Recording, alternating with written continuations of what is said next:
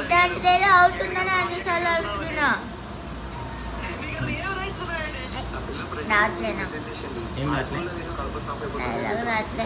ఎంత తింటారే ఎవడైనా కప్పుకొని వంట ఇంతసేపు ఇంతమంది ఎండలు ఇవ్వడం కప్పు తాడు చదివేస్తుంది. దేనికి నీకు చలి పెట్టేంత చలి ఏడుకెళ్ళి వచ్చింది ఈ కూలరా ఫుల్ తెల్లగా వస్తుంది. ఐదులో అవన్నీ వేస్తే ఫుల్ తెల్లగా వస్తుంది. అబ్బో నైట్కి వెళ్ళి కప్పుకొని జలు కూడా అయిందనా నీకు? జలుబు జ్వరం. ఏమైంది? జలుబు జ్వరం.